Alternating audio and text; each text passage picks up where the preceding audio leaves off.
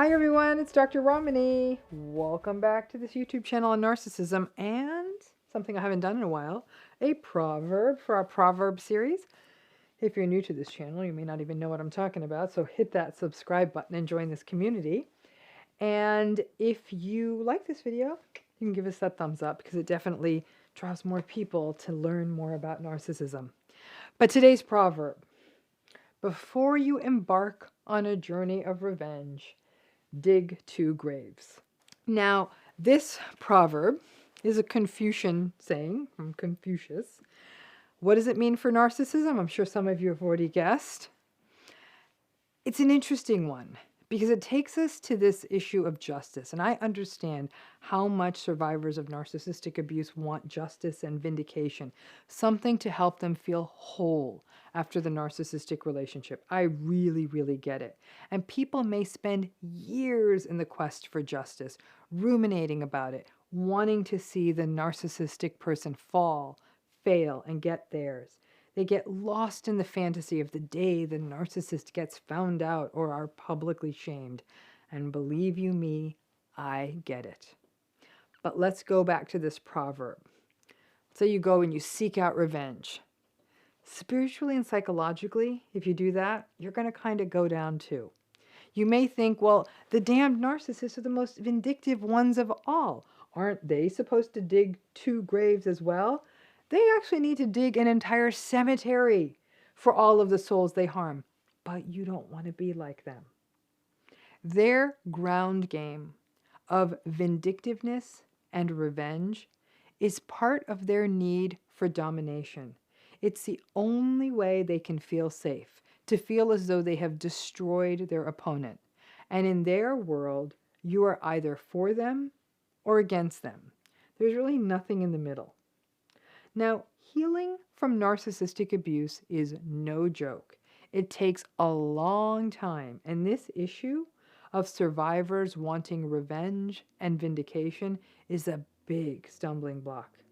Many people say, I would be okay if I knew that they were going down, if I knew they would lose their power or lose their job, or their new relationship that they entered immediately failed.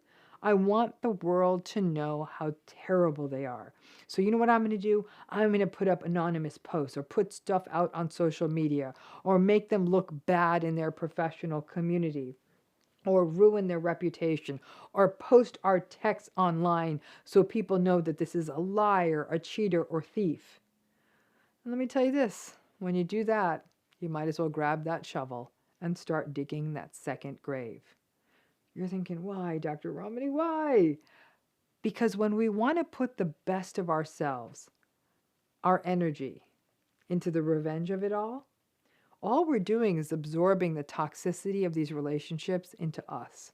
We are now behaving like them, and really it changes us, impacts us, and I really believe that a part of us dies. We then start living with the bad feeling of doing a bad thing, even if we might feel vindicated for a minute. And it may literally come back and bite you. The narcissist, as they do, may come after you for defamation. You may lose a job for misusing social media. You may even lose support from people who may have seen, yeah, they agreed that the narcissistic person did wrong by you, but they may not agree with how you're handling it. Many, many people feel that being around a narcissist long enough sort of changes our emotional DNA, makes us less empathic, more disconnected, less trusting, more cynical, angrier, and yeah, more vindictive. I don't think it's a permanent change, but I think it impacts us. Now, this may be sort of hard to recognize, but I really do believe that the revenge for them is really that they're stuck being them. They have a shallow, superficial life characterized by no depth, no intimacy, no empathy. Yeah, it does suck to go on social media and seeing them posting about living what seems to be their best life, but it's just not true. It's a superficial life, but they are just better at spinning it than the rest of us. Yes, they will move into a new relationship. No, that new person will not get a better version of them. And no, they will not live happily ever after.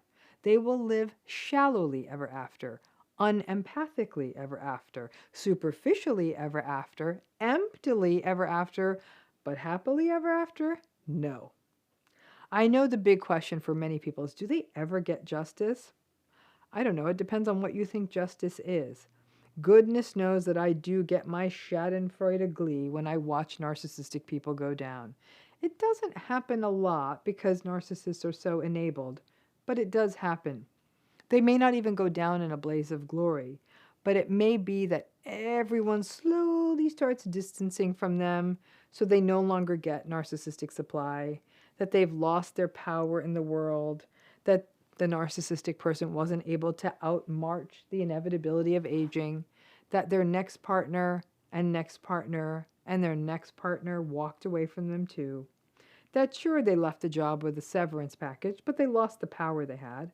I think the justice people want is that the narcissistic people one day would take stock of all the people they hurt. Don't hold out for that. You can waste a lifetime waiting for that apology, and then on top of that, you've lost all that time waiting. All that time, and that's one more harm of the narcissistic abuse. Your growth and living more authentically, more connectedly, that strangely is its own form of revenge. And that doesn't involve you getting in the mud with them, and then there's no need for that second grave. But I get it. For a lot of people, they think I would feel so much more whole if I could just get a crack at them, get my revenge on them, really, really stick it to them. And I know for a lot of people, they feel like if I could do that, I would feel better. I'm here to tell you, having worked with so many people, it actually doesn't work. Confucius said it thousands of years ago. If you're going to embark on that journey of revenge, dig those two graves. You have been through too much in a narcissistic relationship just to live in the shadows of playing the vindictive ground game that the narcissistic person is so much better at. To live in that insecure place, to live in that uncomfortable place. The greatest thing you can do is walk out of one of these relationships with your head held high and with grace. Inside, you may be exhausted. Inside, you may think, please, I want them to go down. And maybe they will.